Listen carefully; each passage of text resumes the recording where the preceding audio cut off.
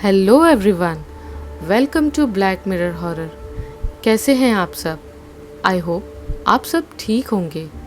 आज मैं आप सभी के लिए आपकी one of the favourite stories में से एक कर्ण पिशाचनी की कहानी लेकर आई हूँ और उम्मीद करती हूँ कि आपको ये कहानी पसंद आएगी। अगर कहानी पसंद आए तो इस वीडियो को लाइक और चैनल को सब्सक्राइब ज़रूर कीजिएगा। तो चलिए शुरू करते हैं आज की कहानी। कुछ दिन पहले ही पूर्णिमा खत्म हुई, इसीलिए गोल चांद धीरे धीरे अपनी आकृति को खो रहा था।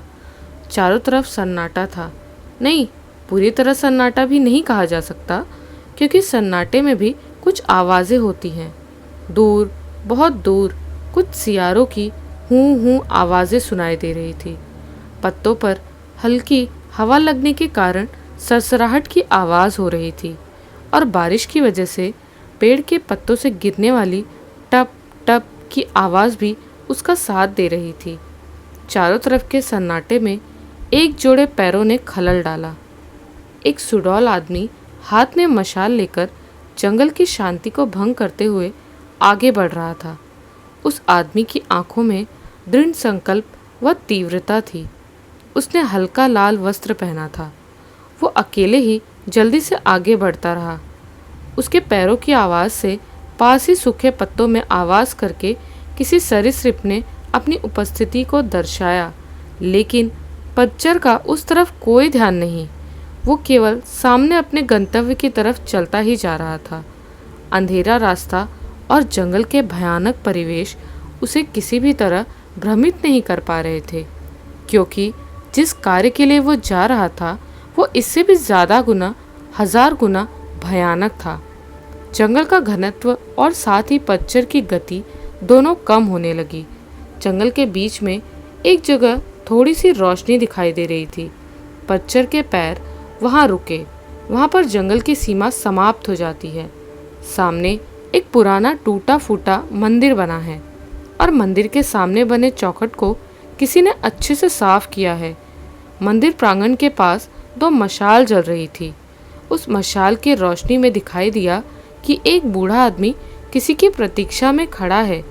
पतझर को देखकर वो बूढ़ा आदमी आगे की ओर आया। पतझर ने हाथ की मशाल को रखकर बूढ़े आदमी के सामने साष्टांग प्रणाम किया। अरे अरे हर्ष राय, ये क्या कर रहे हो? उठो वत्स, तुम तो प्रजा के सेवक हो। लेकिन गुरु का स्थान सबसे ऊपर होता है। गुरुदेव, मेरे प्रणाम को स्वीकार कीजिए। देवता का स्थान उससे भी ऊपर होता है। मंदिर प्रांगण में देवी देवता के सामने दूसरों को प्रणाम नहीं करते। मेरा आशीर्वाद हमेशा तुम्हारे साथ रहेगा। हर्ष राय इस समतल उपजाऊ भूमि के एक बड़े जमींदार हैं। चारों तरफ के विस्तारवादी प्रक्रिया होने के बावजूद उन्होंने अपने स्थान को बरकरार रखा है। पहले के कुछ छोटे जमींदार आज उनकी बातों पर उठते बैठते हैं। हालांकि कागज कलम के हिसाब से ये होलकर राजवंश के अधीन में है। यहाँ इस वक्त मल्हार राव होलकर प्रथम का राज है, लेकिन उनके राज्य में छोटे जमींदार अपनी शक्ति व प्रभाव को बढ़ा रहे हैं। इस बारे में उन्हें कोई खबर नहीं। हर्ष राय ब्राह्मण के लड़के हैं, लेकिन काम और कुशलता में वो पूरी तरह क्षत्रिय हैं। उनके जीवन में एक ही नशा है और वो है अपनी शक्ति को बढ़ाना। इसके साथ ही वो त्रिकालज्ञ भी होना चाहते हैं। वो अभी तक अविवाहित हैं। जीवन में केवल दो लोगों के सामने वो अपना सिर झुकाते हैं। पहला उनकी इष्ट व पूज्य कात्यायनी देवी और द्वितीय उनके गुरु भैरवानंद। और अपनी शक्ति को बढ़ाने के लिए ही आज वो यहाँ पर आए हैं। उनके चेहरे के प्रत्येक रेखा में उनका दृढ़ संकल्प स्पष्ट दिखाई दे रहा है। अपनी शक्ति को बढ़ाने के लिए वो कोई भी मूल्य चुकाने को तैयार है, चाहे वो कितना भी भयानक हो। भैरवानंद तंत्र में सिद्ध पुरुष हैं, लेकिन अपने संतान जैसे हर्ष राय के सिद्धांत को देखकर उनका मन थोड़ा विचलित है। बेटा हर्ष राय, तुम एक बार फिर सोच लो। गुरुदेव, मैंने इसके लिए दृढ़ संकल्प ले लिया है। ये शक्ति मुझे चाहिए क्योंकि मैं भविष्य को जानना चाहता हूँ, लेकिन भविष्य में आने वाले तुम्हारे अपने वंश की रक्षा भी तो तुम्हारा कर्तव्य है। मैंने सब कुछ विचार कर लिया है। मैं जानता हूँ कि क्या हो सकता है और मैं क्या पा या खो सकता हूँ, पर मैंने ये करने का सिद्धांत बना लिया है। लेकिन क्या तुम्हें पता है कि ये पूरी प्रक्रिया कितनी भयानक व डरावनी है? केवल थोड़ी सी गलती और तुम्हारी मृत्यु हो सकती है। जानता हूँ गुरुदेव, आप मेरा मार्गदर्शन कीजिए, मैं हमेशा तैयार हूँ। उसी वक्त एक और सियार की हूँ आवाज़ सुनाई दी। इस मंदिर के ठीक पीछे ही पवित्र शिप्रा नदी बह रही है। एक झटके हवा ने उस पार के शमशान में जलते मांस की गंध अपने साथ ले आई। पूरी प्रकृति मानो जैसे अशुभ का संकेत दे रही हो। हर्षराय नदी में स्नान समाप्त करके गुरुदेव के सामने आकर खड़े हो गए। गुरुदेव, आदेश दीजिए। चलो बेटा, पहले देवी महामाया का आशीर्वाद लेना है। गुरुदेव, जंगल के अंदर एक ऐसा मंदिर भी है, ये तो मैं पहले नहीं जानता था। वैसे भी जंगल की इस तरफ कोई भी नहीं आता और देवी की इस प्रचंड रूप को मैंने इससे पहले कभी नहीं देखा। ये है देवी गुह काली की मूर्ति। इन्हें तांत्रिकों की देवी कहते हैं।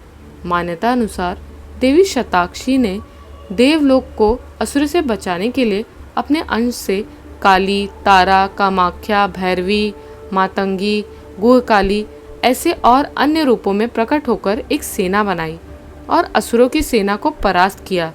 देवी गुह काली ग्रह में नहीं पूजी जाती हैं। ये देवी बहुत ही रहस्यमय व गुप्त और केवल तांत्रिक सिद्धि की देवी है।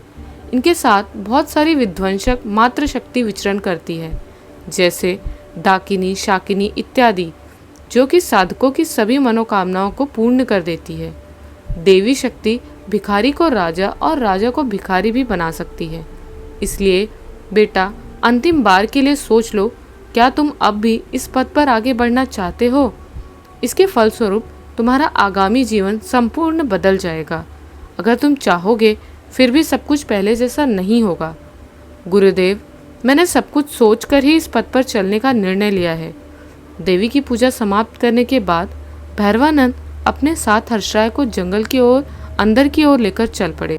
एक मशाल की रोशनी और दो मनुष्य परछाई धीरे धीरे जंगल के अंधेरे में गायब हो गए। गुरुदेव भैरवानंद के साथ हर्षराय जहाँ पर आकर खड़े हुए वो एक खुली जगह है। शिप्रा की कलकल करती धारा अपनी उपस्थिति को दर्शा रही है। आसमान के चांद की हल्की रोशनी में अच्छे से सब कुछ नहीं दिखाई दे रहा। मशाल भी खुराक न पाने की वजह से क्रमशः अपनी रोशनी को समेट रहा है। दूर एक अग्निकुंड वो उससे उठता धुआं दिखाई दे रहा है। जलती हुई चिता। हर्षराय ये देखकर समझ गए कि शिप्रा नदी के उस पार शमशान है और ये स्थान ठीक उसके विपरीत स्थित है। गुरुदेव भैरवानंद बोले, बेटा, यही तुम्हारा साधना स्थल है। आने वाले 21 दिनों तक तुम्हें यहीं पर साधना करना होगा, तभी तुम्हें इसका फल मिलेगा। मैंने तुम्हारे साधना में लगने वाले सभी सामग्री को पहले से जुगाड़ कर रखा है। तुम साधना का संकल्प मेरे नाम से करोगे। गुरु नाम से संकल्प किए बिना साधना पूर्ण नहीं होगी। लेकिन मैं यहाँ पर नहीं रह सकता। केवल मैं ही नहीं, तुम्हारे अलावा यहाँ पर कोई भी नहीं रहना चाहिए। इस साधना भूमि पर एक निर्दिष्ट लकीर मैंने बना दी है। कुछ भी हो जाए, आगामी 21 दिन तुम उस लकीर से बाहर नहीं निकलोगे। तुम्हारा आहार, निद्रा व नृत्य क्रिया सब कुछ इसी के अंदर करना होगा।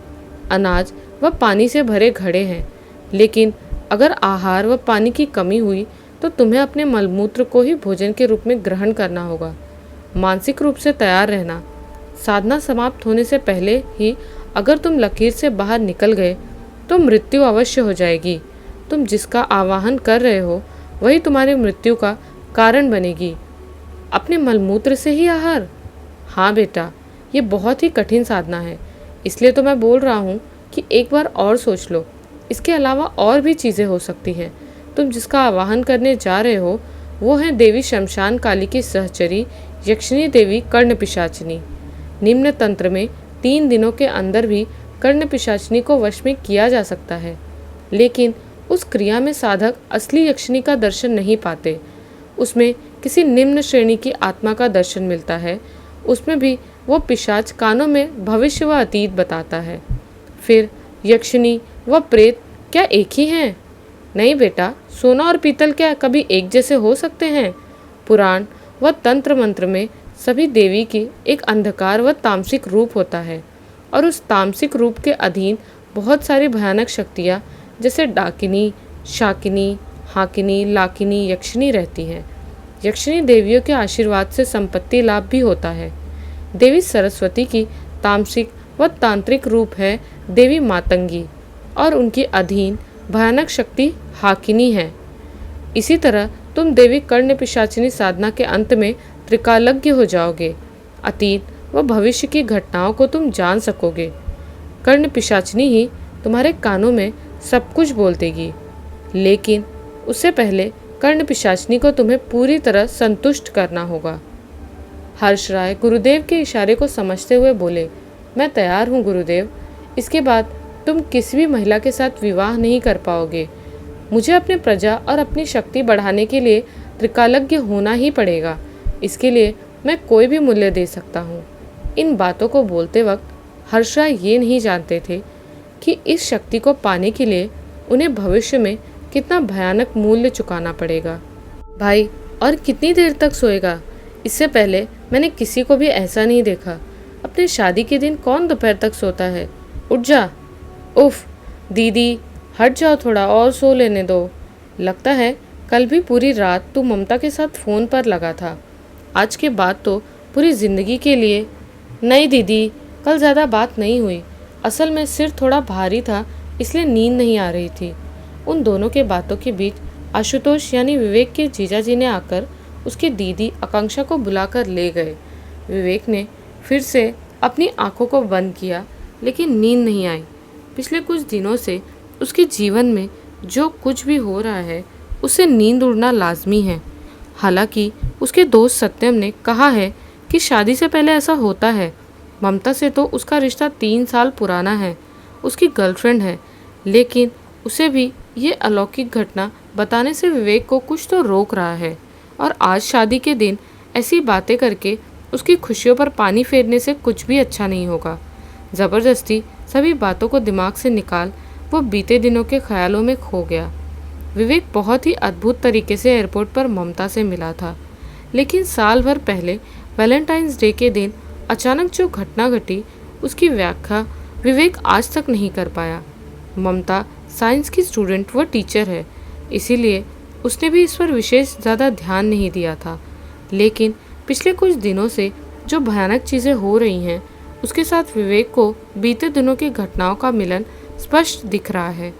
उन बातों को सोचते ही उसके शरीर का रोम रोम खड़ा हो गया। कहीं तो ये घटनाएं एक दूसरे से मिल रही हैं, लेकिन विवेक ने इस बारे में पहले इतना नहीं सोचा था। विवेक बिस्तर पर उठकर बैठ गया। इस नवंबर महीने में भी उसके माथे पर पसीना दिखने लगा। विवेक नहीं जानता था कि उसके जीवन में आगे कौन सी आंधी आने वाली है। विवेक थोड़ा शर्मीला और शांत स्वभाव का है और ममता उसके ठीक उलट, लेकिन वो बहुत ही इंटेलिजेंट व मैच्योर है। उन दोनों के रिलेशन में दिन तो बीते हैं, लेकिन रिलेशनशिप इतना डीप नहीं है। इसमें विवेक को कहीं थोड़ा परेशानी है और इसे ममता समझती भी है। शायद विवेक थोड़ा विनम्र परिवार का लड़का है, इसलिए अपने मन की बातों को जबान पर नहीं लाता। इससे मन ही मन ममता को खुशी हुई। आजकल ऐसा लड़का क्या कहीं मिलता है? विवेक के इन दिमागी परेशानियों के पीछे अतीत में एक घटना है। ममता से पहले विवेक के जीवन में कोमल आई थी। वो दोनों एक ही साथ पढ़ते थे, एक साथ कोचिंग जाते व पास बैठते। दोस्ती को पीछे छोड़कर कब वो दोनों प्यार में पड़ गए, उन्हें खुद भी पता नहीं था। एक दिन बहुत ही क्लोज मोमेंट में जब वो दोनों एक दूसरे के बहुत करीब थे, तब विवेक के साथ एक भयानक घटना घटी। उस वक्त विवेक को अनुभव हो रहा था कि उसके पीठ पर नाखून चुभ रहा है। उससे विवेक को तेज दर्द भी हो रहा था। पहले उसने सोचा कि ये कोमल के नाखून हैं, लेकिन दर्द धीरे धीरे असहनीय होता जा रहा था। उसने कोमल को एक बार मना किया, लेकिन कोमल मानो कुछ भी नहीं सुन रही थी। एक वक्त दर्द सहन न कर पाने के कारण वो कोमल को धक्का देकर अपने से दूर हटाना चाहा, लेकिन वो सफल नहीं हुआ। कोई उपाय न सूझकर उसने कोमल के बालों को पकड़कर हटाना चाहा और उसी वक्त उसने वो भयानक दृश्य को अनुभव किया। कोमल के बालों को पकड़ते वक्त विवेक की उंगलियां उसके सिर में धंस गई, मानो खोपड़ी में कोई हड्डी ही नहीं है। अपनी उंगलियों को निकाल कर देखा तो उस पर दुर्गंध वाली लाल काला चिपचिपा सा कुछ लगा हुआ था। विवेक खुद को कोमल से छुड़वाना चाहता था, लेकिन वो किसी भी तरह इसमें सफल नहीं हो रहा था।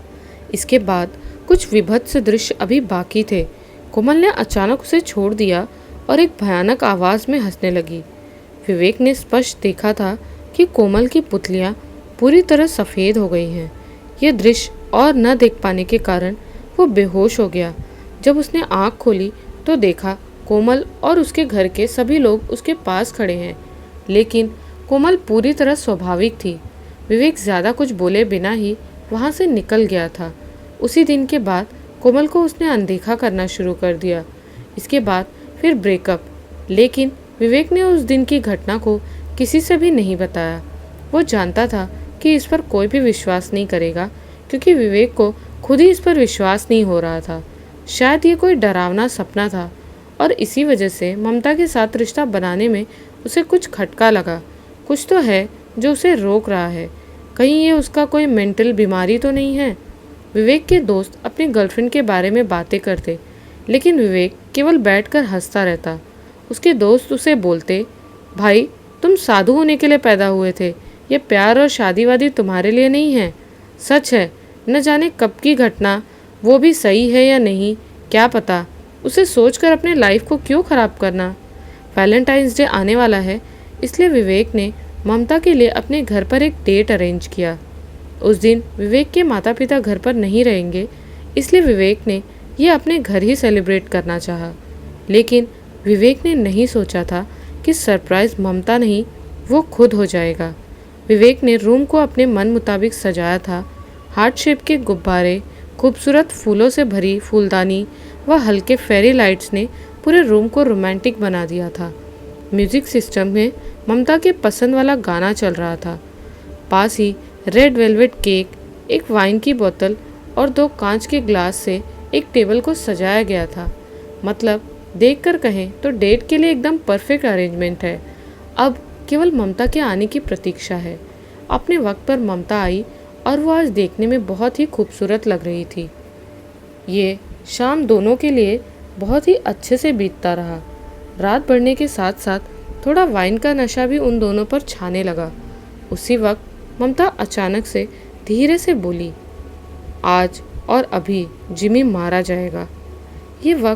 ये सुनकर विवेक के पैरों तले मानो ज़मीन ही खिसक गई। वो चिल्लाते हुए बोला, क्या बोला तुमने? मैंने क्या बोला? वैसे अचानक तुम्हें क्या हुआ? तुम्हें अभी जिमी के बारे में क्या कहा? जिमी के बारे में? मैंने तो कुछ भी नहीं बोला। विवेक कुछ बोलने वाला था, लेकिन तभी रात के सन्नाटे को चीरकर एक कुत्ते के चिल्लाने की आवाज़ आई। ये सुनकर विवेक दौड़ते हुए घर से बाहर गया। इसके कुछ मिनट बाद विवेक की आवाज़ सुनकर ममता भी बाहर आई। बाहर आकर वो विभत्स दृश्य ममता ने देखा, शायद वो जीवन भर नहीं भूल पाएगी। जिमी विवेक का प्यारा डॉगी, उसका सिर चिपट गया था। एक तरफ के आँख और कान में कोई फर्क ही नहीं पता चल रहा था। जिमी के प्राणहीन शरीर को लेकर विवेक उस तरफ एकटक देख रहा था। मेन रोड के पास ही विवेक का घर है। जिमी शायद किसी तरह गेट से बाहर रोड पर चला गया था। विवेक बार बार बोल रहा था कि उसने मेन गेट को बंद किया था, फिर जिमी बाहर कैसे गई। बाद में विवेक इस सिद्धांत पर पहुंचा कि शायद वो गेट पर ताला लगाना भूल गया था। लेकिन विवेक के लिए आज भी ये स्पष्ट नहीं है कि जिमी मरने वाला है। ये पहले से ममता को कैसे पता था? और अगर उस दिन ममता ने ये नहीं बोला था तो फिर किसने कहा था? ममता ने हालांकि अपने वैज्ञानिक तरीके से कहा था कि ये आपसी प्यार या टेलीपैथी इत्यादि है। इसके बाद समय के प्रभाव से धीरे धीरे मन से ये प्रश्न भी गायब होने लगा। लेकिन आज पहले की कई घटनाओं को वो एक दूसरे से जोड़ता हुआ देख रहा है। विवेक को याद आया कि इस घटना के लगभग 1 महीने बाद तक ममता ने उससे ठीक से बात भी नहीं की थी। विवेक किसी को ज़बरदस्ती खुद से बात करवाना नहीं जानता, इसलिए दोनों के बीच का रिश्ता थोड़ा कमज़ोर होने लगा था। ऐसे वक्त विवेक की माँ ने ही ये सुर छेड़ा कि उन दोनों की शादी की तारीख तय किया जाना चाहिए। इससे दोनों के मुरझाए रिश्ते को पानी मिला और वो फिर जीवित हुआ। फिर दोनों परिवारों ने मिलकर शादी की तारीख को तय किया। उस दिन रविवार था। सुबह के वक्त हेडफोन से गाना सुनते हुए विवेक बालकनी पे खड़ा था। अचानक गाने का साउंड अपने आप धीरे होकर एक लड़की की आवाज़ ने विवेक के कानों को छुआ। पिताजी पर मुसीबत आने वाला है। विवेक ने आश्चर्य होकर मोबाइल को चेक किया। नहीं, म्यूजिक ऐप ही चल रहा था। फिर ये आवाज़ कहाँ से आई? अचानक फ़ोन आया। नंबर विवेक के पिताजी का था। विवेक ने कॉल को रिसीव किया, लेकिन उधर से पिताजी नहीं, कोई दूसरा आदमी बोल रहा था।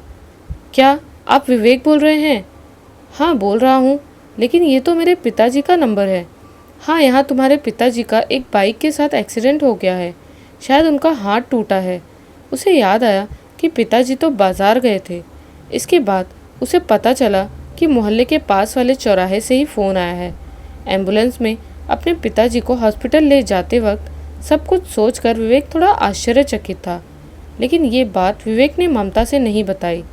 वो शायद फिर बोलेगी कि ये भी टेलीपैथी ही थी। इसके बाद से ही कभी कभी कुछ आवाज़ें विवेक के कानों में सुनाई देने लगी, लेकिन ये घटनाएं भयानक नहीं थी। कभी कभार इससे विवेक को फ़ायदा भी होता था। ये आवाज़ें कुछ भविष्यवाणी जैसे थी। विवेक इससे आश्चर्य हुआ था, लेकिन फिर भी वो मन ही मन चाहता था कि ये भविष्यवाणी आवाज़ उसे सुनाई देती रहे। लेकिन आने वाले भविष्य में उसका जीवन कैसा मोड़ लेने वाला है, ये उसे भी नहीं पता था। बिस्तर पर बैठे पुरानी बातों को सोचते हुए विवेक को झपकी आने लगी थी। अचानक किसी ने उसका नाम लेकर उसे बुलाया। हड़बड़ाकर वो फिर उठ बैठा। शायद वो कोई सपना ही देख रहा था। पिछले कुछ दिनों से विवेक के लिए स्वप्न और वास्तव मिक्स हो गया था।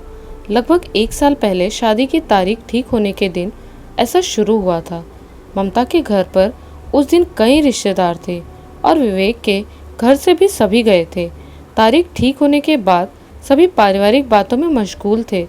अकेले में थोड़ा बात करने के लिए विवेक और ममता छत पर गए थे। बाहर आसमान में शाम की चांद, हल्की ठंडी हवा और ममता द्वारा लगाए गए गुलाब के फूलों की सुगंध, सब कुछ मिलाकर रोमानी परिवेश था। वो दोनों भविष्य के रंगीन सपनों में खो गए थे। ममता की भाभी ने किसी कारण से उसे नीचे बुलाया। विवेक इस हसीन लम्हे को खराब नहीं करना चाहता था, इसलिए उसने ममता से कहा कि काम खत्म करके जल्दी से लौट आना। ममता के जाने के बाद विवेक मोबाइल में व्यस्त हो गया। कुछ देर बाद अचानक उसे घुटन सा महसूस होने लगा, मानो चारों तरफ की हवा भारी हो गई है। इस हवा में विवेक को सांस लेने में दिक्कत हो रही है तथा एक अद्भुत सुगंध भी उसके नाक को छू रही है। उस तीखे सुगंध ने ही परिवेश को घुटन में बदल दिया है। सिर को झकझोरकर विवेक ने इस घुटन से छुटकारा पाना चाहा, लेकिन मोबाइल से नज़र हटाकर सामने देखते ही उसका सीना डर से कांप गया। विवेक को अपनी आंखों पर विश्वास नहीं हो रहा था कि वो इस वक्त कहाँ पर खड़ा है, क्योंकि यह ममता के घर का छत तो नहीं है। उसके सामने दूर दूर तक केवल अंधेरा ही अंधेरा है, जिससे आसमान और ज़मीन में फ़र्क समझ नहीं आ रहा। इतना ही नहीं, विवेक अपना ही हाथ ठीक से नहीं देख पा रहा था। विवेक ने आसमान की तरफ देखा, लेकिन वहाँ पर चांद व तारा कुछ भी नहीं था। अंदाजे से उसने सामने की तरफ पैर बढ़ाया, पर नहीं, वह मानो जम गया है। उसके अंदर हिलने डुलने की भी क्षमता नहीं थी। उसने चिल्लाकर ममता को बुलाने की कोशिश की, लेकिन आवाज़ नहीं निकली। अचानक विवेक ने उस अंधेरे में एक लड़की को देखा। कोई प्रकाश नहीं है, लेकिन फिर भी कैसे विवेक उस लड़की को देख रहा है, इसका उत्तर उसको भी नहीं पता। वो केवल आंख फाड़कर उसे देखता रहा। वो लड़की उसकी तरफ ही बढ़ रही है। लड़की दिखने में मानो स्वर्ग की कोई अप्सरा या देवी हो। वो लड़की विवेक के और पास आ गई। उसके सुंदर तांबे जैसे शरीर का रंग और 2 अद्भुत मायावी आंखें। उन आंखों के आकर्षण को अनदेखा करना किसी पुरुष के वश का नहीं है। उस लड़की की आंखों के आकर्षण में विवेक अपनी वर्तमान परिस्थिति को भूल गया। उस लड़की ने विवेक के कान के पास आकर धीरे आवाज़ में कहा, विवेक, मैं तुम्हारे पास आ रही हूँ, तुम सिर्फ मेरे हो। ममता के बुलाने की आवाज़ को सुनकर विवेक चौंक गया। अचानक ही चारों तरफ का अंधेरा और वो अप्सरा जैसी लड़की न जाने कहाँ गायब हो गई। विवेक, मैं तुम्हें कब से बुला रही हूँ, भाभी पूछ रही है, तुम चाय पियोगे या कॉफ़ी? हाँ, चाय चलेगा। अच्छा, क्या तुम खड़े खड़े सो रहे थे? विवेक ने एक बार सोचा कि क्या ये बात ममता से बता देना चाहिए। फिर कुछ सोचकर उसने सब कुछ बता दिया। ये सुनकर ममता हंसते हुए बोली, विवेक, तुम क्या सोच रहे हो कि ऐसी कहानियाँ सुनाकर तुम मुझे जेलस फील करा सकते हो, लेकिन ऐसा नहीं होने वाला। विवेक ने आगे कुछ भी नहीं बोला। वो जान गया कि ममता ने इस बात पर विश्वास नहीं किया। उसने खुद को भी समझाया कि शायद वो सो गया था और उसी बीच कोई स्वप्न देख लिया। इसके 2 महीने के बाद दोनों विवेक के दोस्त पुनीत के पार्टी में गए थे और वहाँ भी विवेक के साथ एक आश्चर्यजनक घटना घटी। स्मोक करने के लिए विवेक दूसरे तल्ले पर गया क्योंकि उसे पार्टी ज़्यादा पसंद नहीं। नीचे उस वक्त सभी ज़बरदस्त हो हल्ला करके पार्टी को एंजॉय कर रहे थे। यहाँ खुले जगह पर विवेक को काफ़ी अच्छा लग रहा था, इसलिए वो सिगरेट पीने में मशगूल था। अचानक सीढ़ी पर किसी के चलने की आवाज़ सुनाई दी। सीढ़ी के लाइट दीवार पर तिरछी आकृति में फैला हुआ था। उसी लाइट में विवेक ने देखा कोई सीढ़ी से चलकर आ रहा है। वो एक लड़की थी, एक लंबे बालों वाली लड़की। चलते वक्त उसके बाल पर्दे की तरह तैर रहे थे। विवेक सिगरेट को फेंककर सीढ़ी की तरफ आगे बढ़ा, लेकिन सीढ़ी के पास आते ही वो आश्चर्यचकित हो गया। वहाँ पर कोई भी नहीं था, लेकिन विवेक ने कुछ ही सेकंड पहले उसी छत वाली लड़की को स्पष्ट देखा था। विवेक जल्दी से नीचे चला आया। उसने सोचा शायद ये अल्कोहल का प्रभाव है। घर वालों के बुलाने के कारण उसकी चिंता में बाधा आई। आशुतोष यानी विवेक के जीजाजी ने आकर कहा, चलो ब्रदर, रोस्ट करने से पहले मैरिनेट करना होगा। मतलब? अरे हल्दी लगाने की रस्म। और क्या? हल्दी लगाने की रस्म समाप्त हुई। कुछ देर बाद ही गेट से एक कार अंदर आता हुआ दिखाई दिया। इस गाड़ी को विवेक अच्छी तरह पहचानता है। ये नित्यानंद उपाध्याय जी की कार है। रिश्ते में वो विवेक की माँ के गुरु मामा लगते हैं, इसीलिए विवेक उन्हें गुरु महाराज कहकर बुलाता है। गुरु महाराज बहुत ही अद्भुत प्रकृति के आदमी हैं। एक तरफ कॉलेज में विज्ञान पढ़ाते हैं तथा अपने वंश परंपरा के अनुसार तंत्र साधना में भी सक्रिय रहते हैं। तंत्र मंत्र के बारे में उन्हें खासा ज्ञान है। गुरु महाराज बहुत ही विनम्र और मिलनसार स्वभाव के हैं, लेकिन इस वक्त अपने कार से उतरते ही किसी से बात किए बिना सीधे कुछ बात बताने के लिए विवेक की माँ और पिताजी को लेकर ऊपर कमरे में चले गए। ये देखकर सभी को थोड़ा आश्चर्य हुआ था। सबसे ज़्यादा विवेक के मन में आतंक के गोले दग रहे थे। आखिर क्या हुआ है? लगभग आधे घंटे बाद वो तीनों कमरे से बाहर आए। गुरु महाराज का चेहरा गंभीर था और विवेक के माँ और पिताजी के चेहरे पर चिंता की रेखा साफ झलक रही थी। कुछ गलत होने वाला है, इसका संदेश पहले ही विवेक के मन में हो गया था। कहीं शादी में तो कोई रुकावट नहीं आ गई। नीचे उस वक्त विवेक के दोस्त और कजिन सिस्टर फोटोशूट में व्यस्त थे। वो सभी विवेक को बार बार बुला रहे हैं, लेकिन विवेक के मन में परीक्षा के रिजल्ट निकलने से पहले वाले आतंक है।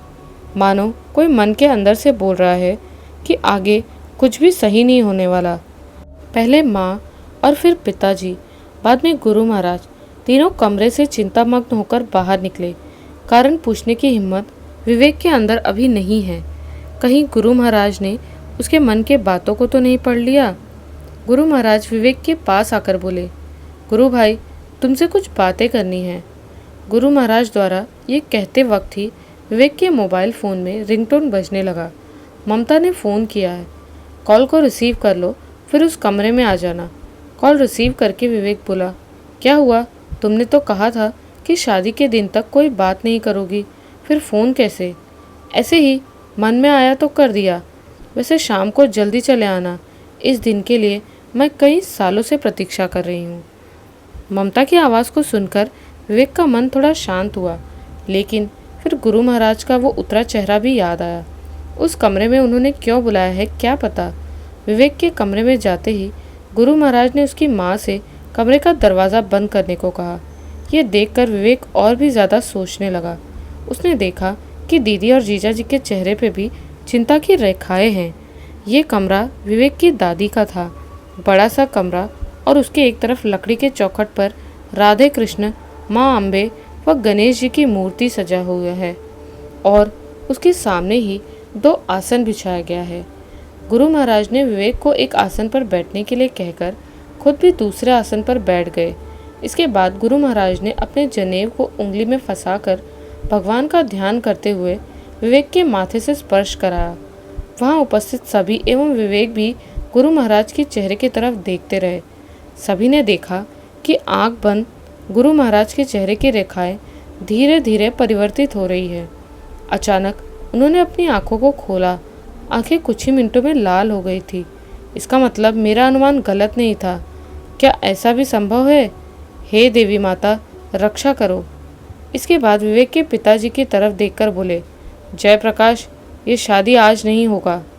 सभी एक साथ क्यों क्यों करके अपने सवालों का उत्तर ढूंढने लगे।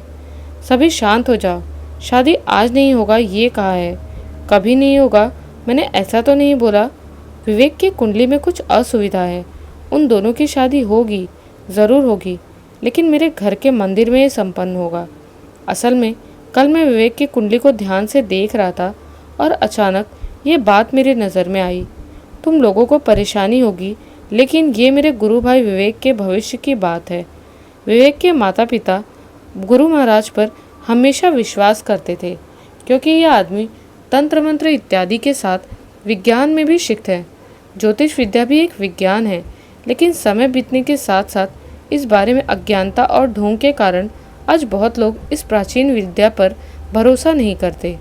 इधर विवेक के दिमाग में एक ही चिंता है कि ममता ये सुनकर कैसे प्रतिक्रिया देगी, और उसका डर ही सच हुआ। सब कुछ सुनकर ममता ने विवेक को बहुत खरी खोटी सुनाई। वो पहले गुस्सा हुई, फिर रोने लगी। चुप रहने के अलावा विवेक के पास और कोई उपाय नहीं था, क्योंकि दोष तो उसी के अंदर था। गुरु महाराज के ऊपर उसे भी अंधविश्वास है। सभी रिश्तेदारों को समझाया गया। फिर विवेक और उसके माता पिता गुरु महाराज के साथ ममता के घर पर गए। उन्हें पहले ही पता था कि ये सुनकर सभी गुस्से में लाल हो जाएंगे। ममता के माता पिता को किसी तरह समझाया गया, लेकिन ममता इससे राज़ी नहीं हुई। वो कुछ भी समझना नहीं चाहती थी। उसने शादी तोड़ने तक की बात कह दी। ममता ऐसे अंधविश्वासी कुसंस्कार परिवार में शादी ही नहीं करेगी। लेकिन ममता एक बार भी गुरु महाराज के सामने नहीं आई। अंत में कोई उपाय न देखकर गुरु महाराज ने ममता की माँ को एक छोटी सी पोटली देते हुए बोले, इससे ममता बेटी के बिस्तर के नीचे रख देना।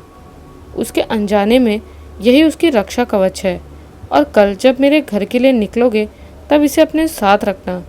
मेरे ऊपर थोड़ा सा भरोसा रखिए। ये मेरे विवेक और ममता के सुरक्षा का सवाल है। सभी चिंतित हो गए कि क्या शादी होगा या नहीं।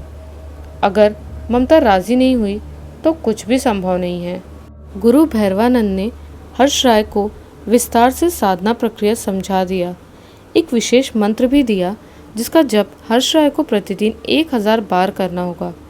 गुरुदेव के नाम से संकल्प लेकर हर्ष राय की साधना शुरू हुई। भोर होते ही गुरु भैरवानंद साधना की लकीर व साधना स्थल से चले गए। गुरुदेव के जाने से पहले हर्ष राय ने उन्हें साष्टांग प्रणाम किया। गुरु भैरवानंद ने आशीर्वाद देकर फिर से सावधान वाणी को बताया। सूर्य की किरणों से शिप्रा की जल रक्तिम आभा से भर गई। उगते सूर्य को देखते हुए हर्ष राय को ऐसा लगा मानो ये उनके नए जीवन का सवेरा है। पूरा दिन उन्हें कुछ भी नहीं करना है। साधना स्थल शिप्रा नदी के बिल्कुल किनारे है, इसलिए बहते धारा को देखते हुए समय बिताया जा सकता है। ऐसा एकांत जीवन हर्ष राय ने इससे पहले कभी नहीं बिताया। राजनीति, कूटनीति, प्रजा शक्ति, समृद्धि के अलावा भी बहुत कुछ है। हम क्या अपना जीवन सही से जीते हैं या नियम से यापन ही करते रहते हैं? ऐसे कई अद्भुत प्रश्न आज हर्ष राय के मन में दौड़ रहे थे। हर्ष राय अपने मन में आने वाले इन प्रश्नों से खुद ही आश्चर्य हो गए। शिप्रा नदी की धारा, उस पार की जलती चिता, जंगल दृश्य को देखते हुए दोपहर बीत चुकी थी। साधना की लकीर के अंदर एक छोटा सा कुटी बना हुआ है। वहाँ पर खाने का सामान और लगभग 25 घड़ा पानी रखा हुआ है। पास ही खाना पकाने के लिए बहुत सारी सूखी लकड़ियाँ भी है। गुरुदेव की व्यवस्था एकदम उत्तम प्रकार की है। उन्होंने लकीर के अंदर एक छोटा सा गड्ढा भी खोद रखा है तथा उसको एक नाले के द्वारा शिप्रा के पानी से मिला दिया है। ज्वार की वजह से प्रतिदिन ये गड्ढा भर जाएगा। उसी गड्ढे के पानी से नहाने के बाद अपने द्वारा पकाए गए सादे भोजन को समाप्त कर हर्ष राय ने थोड़ी देर विश्राम किया। आज सूर्यास्त होते ही उनकी साधना प्रारंभ हो जाएगी, जो अगले दिन सूर्योदय तक चलता रहेगा। पूरी तरह नियम अनुसार दिन पर दिन बीत रहा था। अब केवल कुछ ही दिन बाकी है, इसके बाद ही हर्ष राय की साधना पूर्ण हो जाएगी। लेकिन कम खाने और कठिन साधना की वजह से उनके बलिष्ठ शरीर पर इसका प्रभाव दिख रहा है। कई दिन के एकांत ने भी उनके मन को अशांत कर दिया है।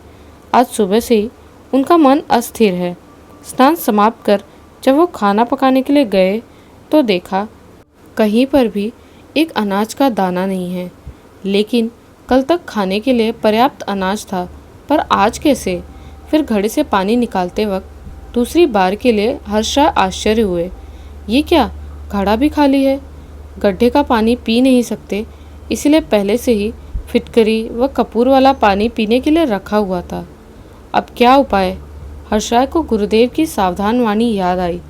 उन्होंने पहले ही बताया था कि साधना समाप्ति की तरफ बढ़ते वक्त बहुत सारी अलौकिक घटनाएं हो सकती हैं, क्योंकि कर्ण पिशाचिनी के दर्शन से पहले बहुत सारे प्रेत साधना स्थल की तरफ आकर्षित हो जाते हैं तथा वो सभी प्रेत हर्ष राय को अपने साधन मार्ग से भटकाने की कोशिश करेंगे। इसलिए दिमाग और मन दोनों शांत रखना होगा। हर्ष राय खाली पेट ही कुछ देर के लिए सो गए। साधना समाप्ति के आने वाले ये 3 दिन बहुत ही मूल्यवान हैं। उस वक्त रात का तीसरा पहर था। हर्ष राय अपने मंत्र जाप में लीन थे। उनके सामने धुनी जल रही है तथा पास ही बहुत सारे साधना की सामग्री हैं, जैसे सुरा पात्र, लाल चंदन, विभूति, सुपारी, एक नरमुंड इत्यादि।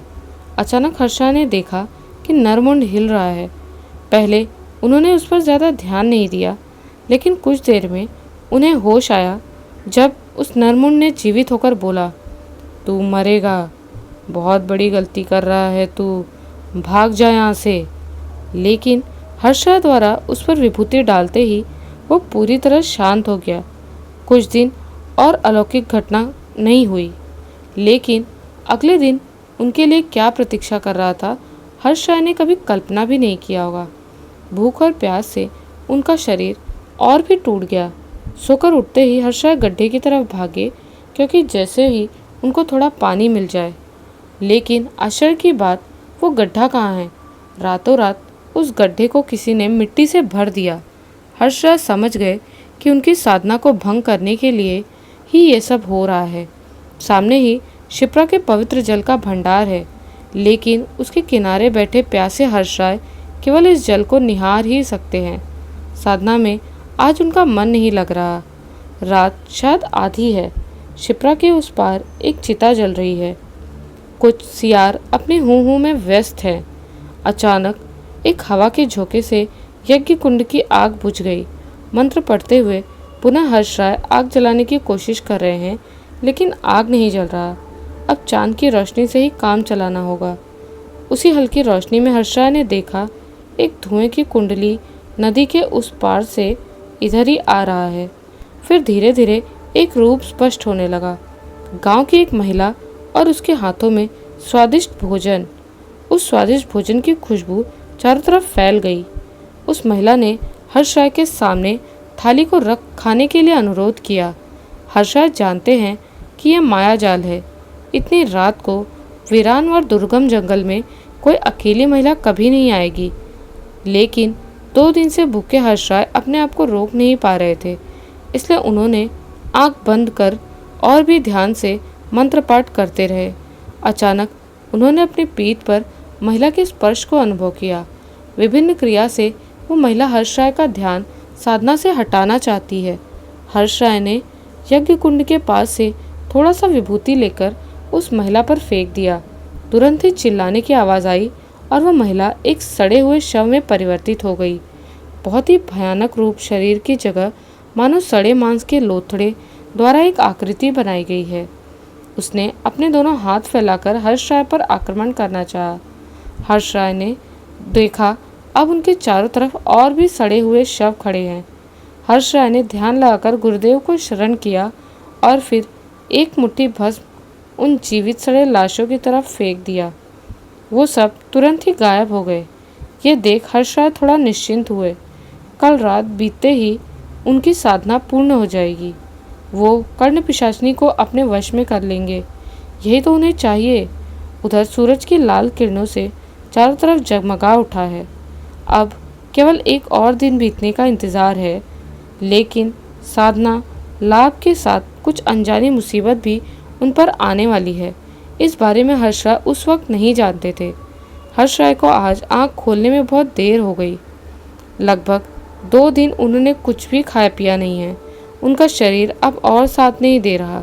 किसी तरह मन की शक्ति से उन्होंने अपने शरीर को खड़ा किया। कुटी से बाहर निकलकर उन्होंने देखा कि आसमान में सूर्य दोपहर को दर्शा रहा है। फिर एक बार कुछ हाथ नहीं लगेगा, ये जानकर भी उन्होंने अनाज व पानी के घड़े में झांक कर देखा। नहीं, सब कुछ खाली है। स्नान करने वाला गड्ढा भी अपने अस्तित्व को खो चुका है। नियमानुसार लकीर के एक तरफ मलमूत्र करना पड़ रहा है। अब वहाँ से भी ऐसा दुर्गंध आ रहा है कि मानो कभी भी उल्टी हो जाएगा। सब कुछ मिलाकर हर्ष राय के लिए बहुत ही विकट अवस्था है। कुछ देर के लिए उन्हें ऐसा लगा कि राजपाट शक्ति सब कुछ चला जाए। उन्हें कुछ भी नहीं चाहिए, केवल सामने कलकल करती शिप्रा का पानी मिल जाए। और फिर कुछ देर बाद ही उन्हें अपने दुर्बलता पर धिक्कार होने लगी। आज ही तो उन्हें शक्ति प्राप्त हो जाएगी। यही सोचते हुए हर्ष राय की साधना व्यवस्था में जुट गए। आज एक जीव की राख उन्हें चाहिए, क्योंकि गुरुदेव ने ऐसा ही बोला था। आज उन्हें लकीर से बाहर जाने का मौका नहीं मिलता तो तुरंत ही कुछ न कुछ शिकार कर लेते, लेकिन अब क्या किया जाए। हाथ में कुछ पत्थर उठाकर हर्ष राय आसमान की तरफ किसी पक्षी की अपेक्षा में बैठे रहे। अगर कोई पक्षी उड़ता हुआ पास आया तो उसका ही शिकार करेंगे, लेकिन ऐसा नहीं हुआ। ऊपर से जलती धूप ने अब हर्ष राय के अंदर बचे जीवन शक्ति भी मानो चूसने लगी थी। हर्ष राय अपने सूखे जीभ द्वारा उससे भी ज़्यादा सूखे होठों को चाटकर गीला करने की असफल चेष्टा करते रहे। हे भगवान, क्या उनका साधना पूर्ण नहीं होगा। हर्ष राय ने देवी गोकाली को मन ही मन नमन किया और अपने मन की व्यथा को उजागर किया।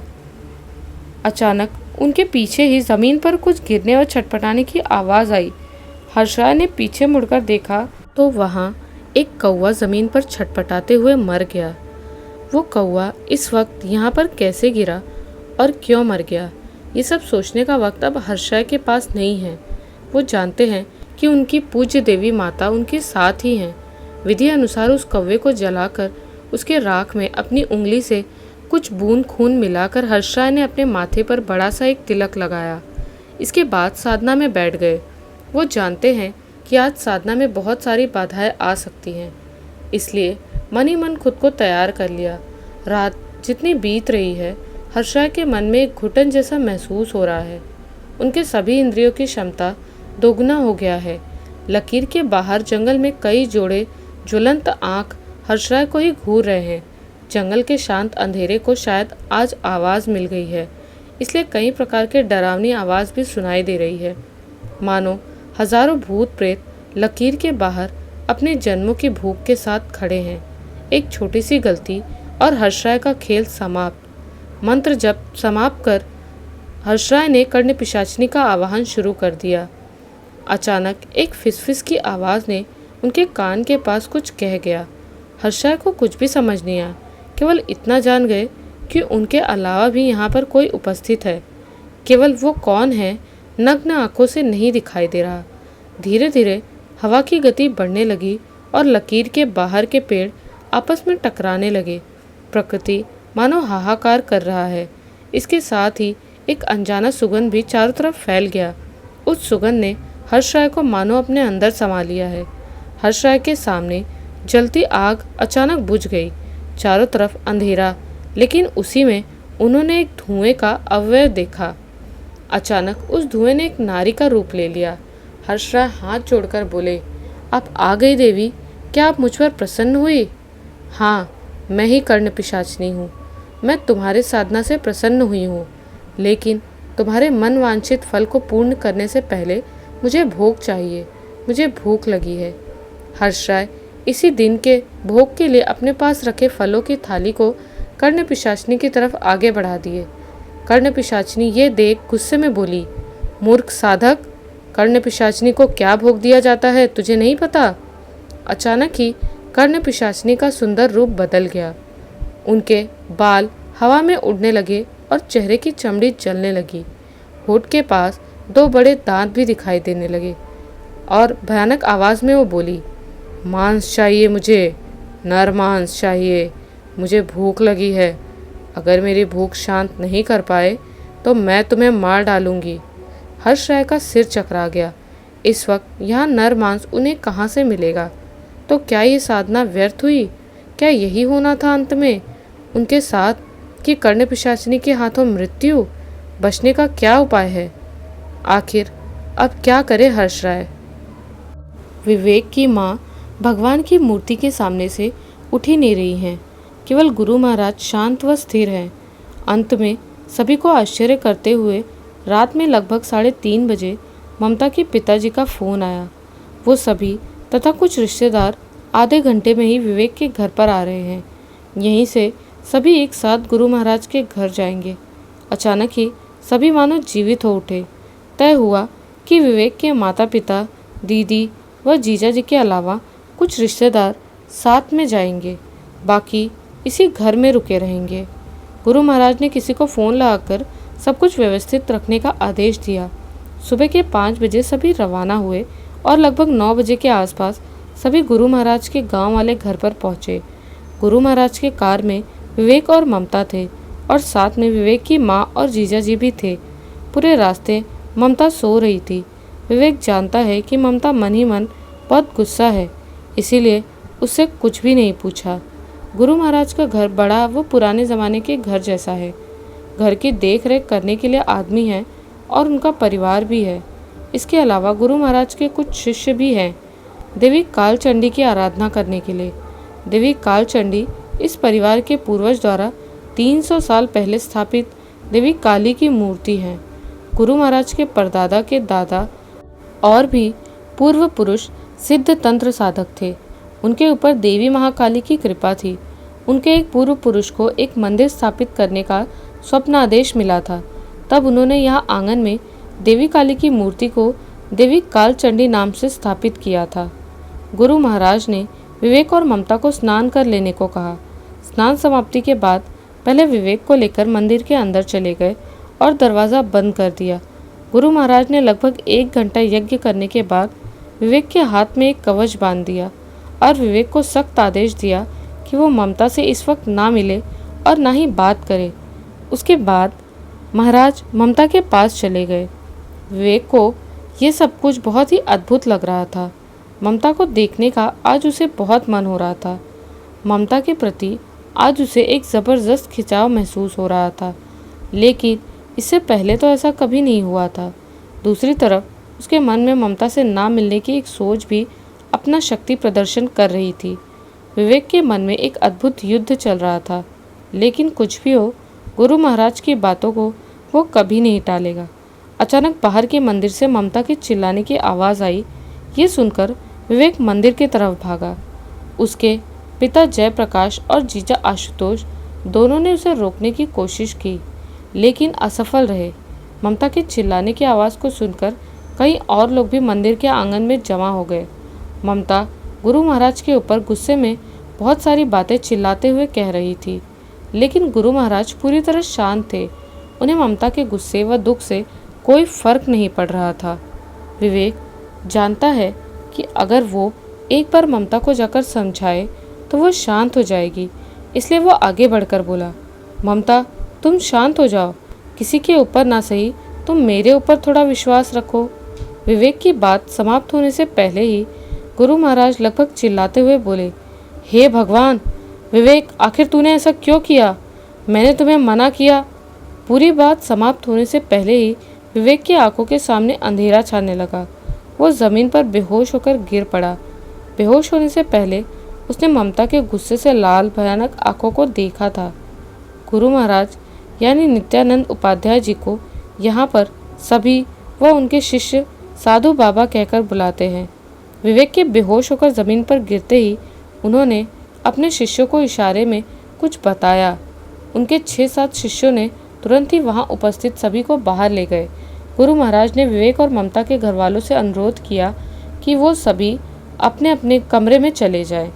मंदिर में केवल गुरु महाराज, विवेक, ममता और उनके शिष्य ही रहेंगे। लेकिन विवेक और ममता के माता पिता अपने लड़के और लड़की को इस अद्भुत परिस्थिति में छोड़कर अंदर नहीं जाना चाहते थे।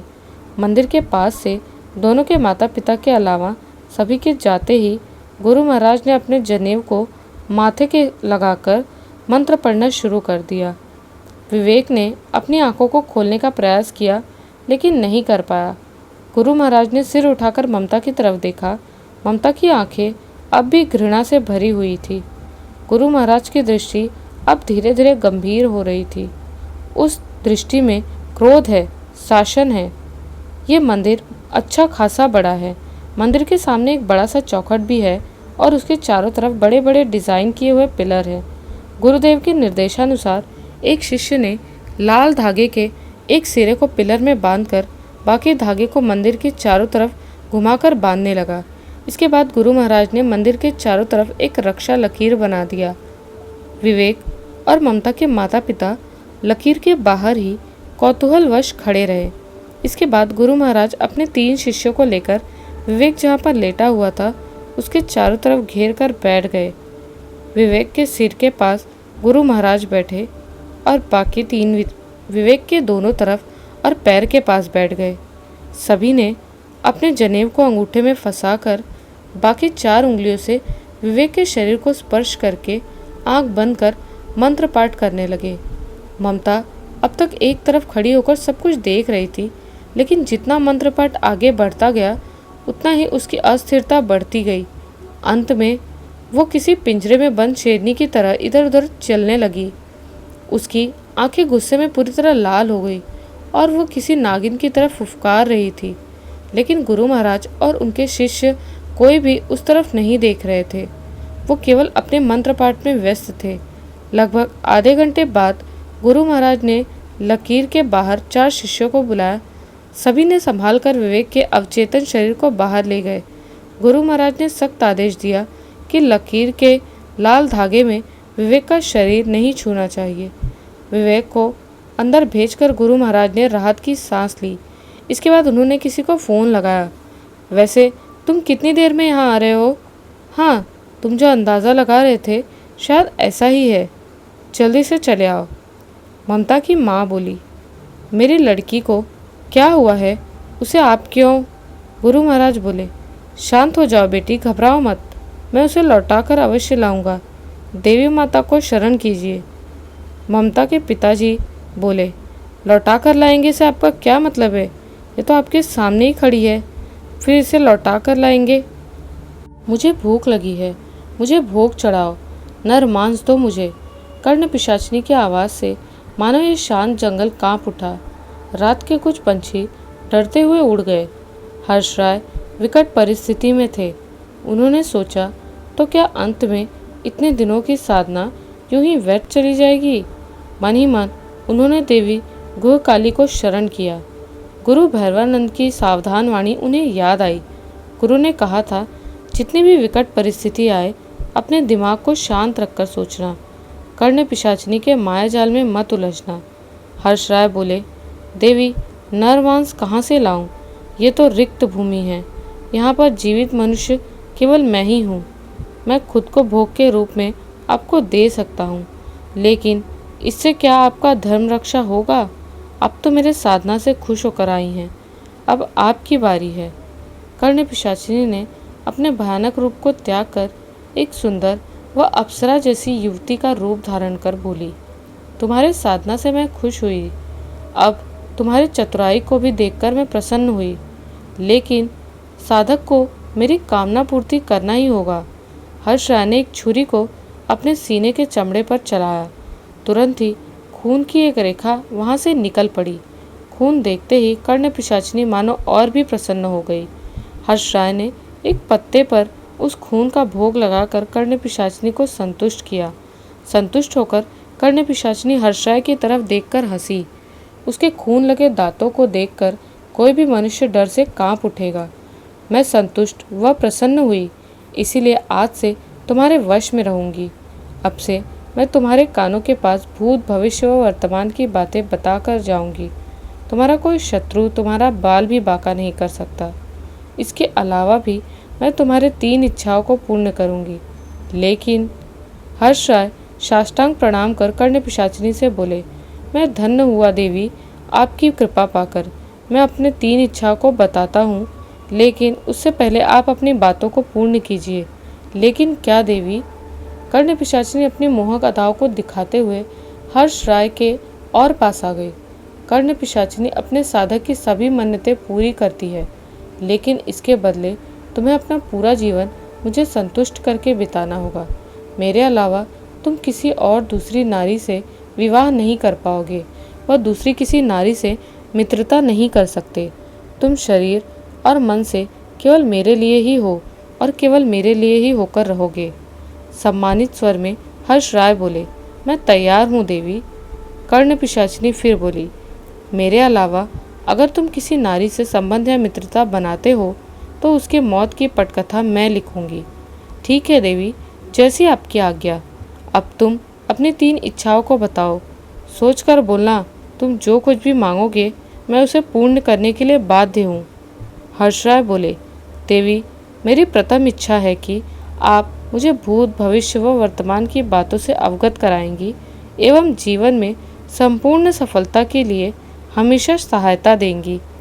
मेरा द्वितीय इच्छा है कि मैं अपने मन से अपने जीवन संगिनी को चुन सकता हूँ व वृद्ध अवस्था तक उसके साथ सुखी व आनंदमय जीवन व्यतीत करूँ।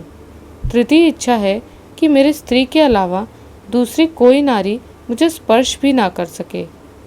हर्ष राय की बात समाप्त होते ही कर्ण पिशाचिनी गुस्से से चिल्लाते हुए बोली, धूर्त मनुष्य, मेरे वरदान को मेरे विरुद्ध ही उपयोग किया।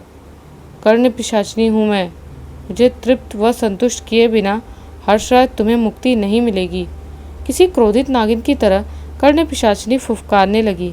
क्रोध, असफलता, प्रताड़ित होने की व्यथा, सब कुछ मिलाकर कर्ण पिशाचिनी सुंदर नारी से अब एक भयानक दानवी रूप में परिवर्तित होने लगी। हर्ष राय को अब सही से ज्ञात हुआ कि क्यों देवी के नाम में पिशाचिनी जुड़ा है। पूरब के आसमान में सूर्य नए दिन को प्रस्तुत कर रहा है। हर्ष राय ने उगते सूरज को प्रणाम किया। उसके बाद उन्होंने देखा गुरु भैरवानंद लकीर के बाहर खड़े थे। उन्होंने आगे बढ़कर मंत्र पढ़ते हुए रक्षा लकीर खोल दिया। इसके बाद बोले कि हर्ष राय, अब तुम मुक्त हो। इसीलिए हर्ष राय इतने दिन अकेले रहने के बाद आज गुरुदेव को देख जल्दी से दौड़कर प्रणाम करना चाहा, लेकिन अपने शरीर की कमजोरी के कारण खुद को संभाल लिया। गुरुदेव बोले, जाओ बेटा, पहले शिप्रा में स्नान कर लो। स्नान करने के बाद बहुत सारा पानी पीकर हर्ष राय को शांति मिली। आकर देखा गुरुदेव ने भोजन, कपड़े, पानी आदि की व्यवस्था कर रखा है। इसके अलावा उन्हें लेने के लिए कुछ कहार एक पालकी के साथ भी आए हुए थे। हर्ष राय ने सोचा कि गुरुदेव का सभी चीज़ों में व्यवस्थित नज़र है। आज उनके दिए ज्ञान की वजह से ही कर्ण पिशाचिनी साधना व देवी को अपनी बातों के जाल में बांधने में सफल हुआ। हर्ष राय ने अपने गुरु का जय जयकार किया। गुरुदेव भैरवानंद ने हर्ष राय को रोकते हुए कहा, मेरा नहीं बेटा, देवी माता की जय जयकार करो। दोनों एक साथ बोल पड़े, जय माता गुरु काली की जय। ममता के पिताजी गुस्से में गुरु महाराज की तरफ आगे आए। उपाध्याय जी, क्या आप कोई तमाशा कर रहे हैं?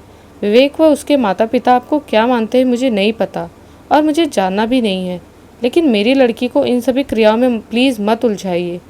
बहुत हुआ, अब मैं अपनी लड़की को लेकर लौट जाऊंगा। ये शादी अब नहीं होगा। गुरु महाराज गरजते हुए बोले, भूल से भी उस रक्षा लकीर के भीतर व पिलर से बंधे लाल धागे को मत छूना। मुझे थोड़ा वक्त दीजिए। कृपया अपना और ममता की विपत्ति मत बुलाइए। ममता की माँ ने किसी तरह उन्हें पीछे लेकर गई। उनके बातों के बीच ही एक गाड़ी मंदिर के बाहर आंगन में आकर रुकी। उसमें से एक आदमी बाहर आया। उस आदमी को देख गुरु महाराज बोले, आशीष, अंदर जाओ, विवेक वहीं पर है, उसे थोड़ा चेक करो। एक शिष्य उनके साथ घर के अंदर चला गया। अब गुरु महाराज व ममता आमने सामने हुए। ममता की आंखों से मानो आग बरस रही है। वो मन ही मन न जाने क्या बड़बड़ा रही है। अब वह गुरु महाराज के चारों तरफ घूमने लगी। गुरु महाराज आंख बंद करके ध्यान मग्न होकर कुछ जप कर रहे थे। गुरु महाराज के शांत रूप को देखकर ममता और भी क्रोधित हो रही थी। अब उन्होंने अपनी आंखों को खोला और इशारे से एक शिष्य को कुछ निर्देश दिया। तुरंत ही 3 शिष्य ने मंदिर के चौखट पर सिंदूर व हल्दी से एक तारा की आकृति बनाकर उसके हर एक कोने पर जलता दीपक रखा। उसके सामने एक यज्ञ कुंड और पूजा की सामग्री रखी हुई है। सब कुछ बनाकर 2 शिष्य ने जल्दी से ममता के हाथ को पकड़ लिया। ममता छटपटाने लगी। गुरु महाराज द्वारा उसके माथे पर अंगूठा रखकर मंत्र पढ़ते ही वो शांत हो गई और फिर वो खुद ही चलकर उस तारे की आकृति के बीच में आकर बैठ गई। इसके बाद गुरु महाराज ने उसके सामने बैठकर देवी माता की आराधना को शुरू कर दिया। पूजा की प्रक्रिया जितना आगे बढ़ती गई, ममता उतना ही सुस्त होती गई, लेकिन उसकी दोनों आंखें आश्चर्यजनक रूप से चमक रही थी, मानो यह दोनों आंखें उसकी नहीं किसी और की हैं। गुरु महाराज के सामने यज्ञ कुंड की आग और ममता की आंखों में क्रोध की आग दोनों समान मात्रा में जल रही थी।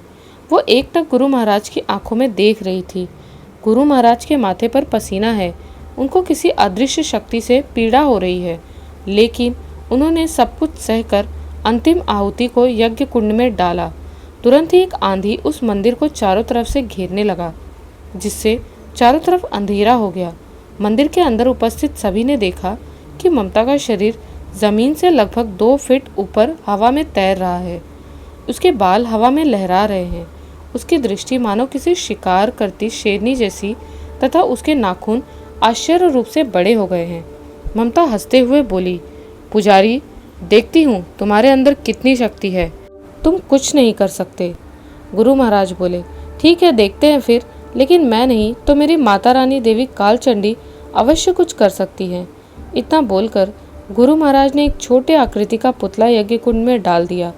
तुरंत ही एक प्रकाश की छटा देवी मूर्ति से बाहर निकलकर ममता के शरीर में प्रवेश कर गई।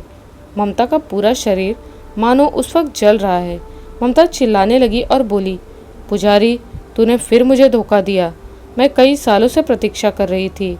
उस बार भी हर्ष राय ने मुझे अपनी बातों में फंसा लिया था, इसलिए इस बार मैं उससे विवाह करती। हर्ष राय ने कहा था कि उसकी स्त्री के अलावा कोई दूसरी नारी उसे स्पर्श नहीं करे, इसीलिए इस जन्म में मैं, लेकिन तूने पुतले के रूप में उसके अस्तित्व की आहुति दे दी, जिससे पुनर्जन्म से इस जन्म का संबंध समाप्त हो जाए। पापी, धूर्त, इसका दंड तुझे अवश्य मिलेगा। इसके कुछ देर बाद ही सब कुछ शांत हो गया। ममता के शरीर में अब वो जलन नहीं है। देवी मूर्ति से निकलती प्रकाश की छटा भी अब समाप्त हो गई। आंधी, ममता, वातावरण सब कुछ सामान्य हो गया। गुरु महाराज ने देवी मूर्ति के सामने नतमस्तक होकर प्रणाम किया। फिर ममता के माता पिता को उनकी तरफ देखकर बोले, अब आप लोग मंदिर के अंदर आ सकते हैं। अब कोई डर नहीं है। इसके बाद की घटना बहुत ही संक्षिप्त है। सब कुछ खत्म होते होते शाम हो गया।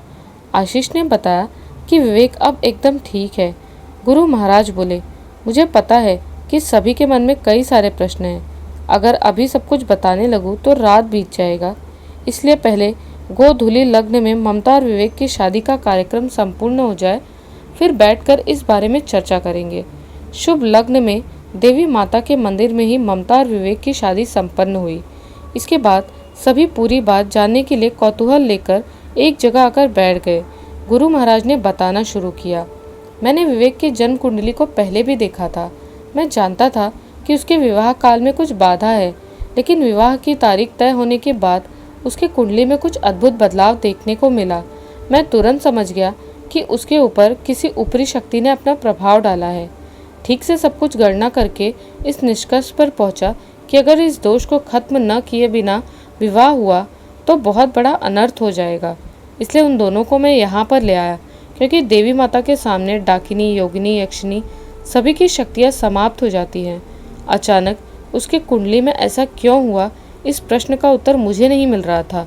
अचानक मुझे याद आया कि कहीं पूर्व जन्म का कोई प्रभाव तो नहीं, और इसी बात को जानने के लिए मेरे दोस्त के लड़के फेमस साइकेट्रिस्ट आशीष शर्मा को बुलाया। लो आशीष, अब तुम ही बताओ। आशीष बोले, विवेक को हिप्नोटाइज करके पता चला कि उसका सचमुच पुनर्जन्म हुआ है। पूर्व जन्म में उसका नाम हर्ष राय था। वो इंदौर के पास शिप्रा नदी के किनारे के एक बड़े से भूभाग के जमींदार थे। उन्हें कर्ण पिशाचिनी यक्षिणी विद्या में भी सिद्धि प्राप्त थी। आप सभी इस वीडियो को देखिए।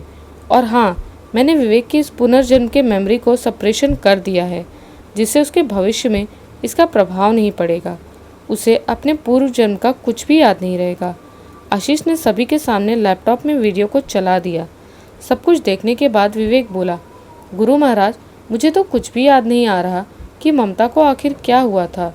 आशीष फिर बोले, हर्ष राय कर्ण पिशाचिनी विद्या में सिद्ध हुए, लेकिन कर्ण पिशाचिनी को उन्होंने अपनी बातों के जाल में फंसा लिया, जिससे कर्ण पिशाचिनी बहुत क्रोधित हुई और कई सौ सालों तक वो अपने बदले की आग में जलती रही। विवेक के साथ ममता का विवाह तय होते ही उसने ममता पर अपना प्रभाव डाला। ममता के शरीर में वो खुद रहने लगी और ममता के अस्तित्व को सुला दिया था। अगर उस वक्त ममता के साथ शादी होता तो कर्ण पिशाचिनी विवेक की पत्नी बन सकती थी, और अगर एक बार वो ममता की आत्मा को समाप्त कर देती तो शायद विवेक को भी मार डालती। विवेक बोला, शायद इसीलिए शादी की तारीख तय होते ही मेरे साथ बहुत सारे अद्भुत घटनाएं हो रहे थे। और एक बात मुझे आज समझ आया। क्या बात? अरे कोई विशेष बात नहीं। विवेक मन ही मन समझ गया था कि कोमल से उस दिन बहुत नज़दीक के लम्हों में उसके साथ ऐसा भयानक घटना क्यों हुआ था। विवेक के पास कोई लड़की आए, कर्ण पिशाचिनी ये बर्दाश्त नहीं कर सकती थी। गुरु महाराज बोले, कर्ण पिशाचिनी जानती थी कि ममता ही तुम्हारी पत्नी बनेगी। वो प्रतीक्षा करती रही, इसीलिए कोई दूसरी लड़की तुम्हारे जीवन में नहीं आई। लेकिन कहते हैं ना, अंत भला तो सब भला। आप चिंता करने की अब कोई बात नहीं है। कर्ण पिशाचिनी यक्षिणी देवी माता के ही अंश उपदेवी हैं। आज देवी माता ने ही उसे अपने पास बुला लिया। इसके बाद गुरु महाराज ममता के माथे पर हाथ रखकर बोले, बेटी सदा सौभाग्यवती रहो। समझना कि आज से तुम ही विवेक की रक्षा कवच हो, और इसके अलावा मेरी माता रानी तो है ही, वो तुम दोनों की रक्षा हमेशा करेंगी। कैसी लगी आपको ये कहानी? हमें कमेंट्स में ज़रूर बताइएगा। मिलते हैं एक नए वीडियो में एक नई कहानी के साथ। जय माता दी।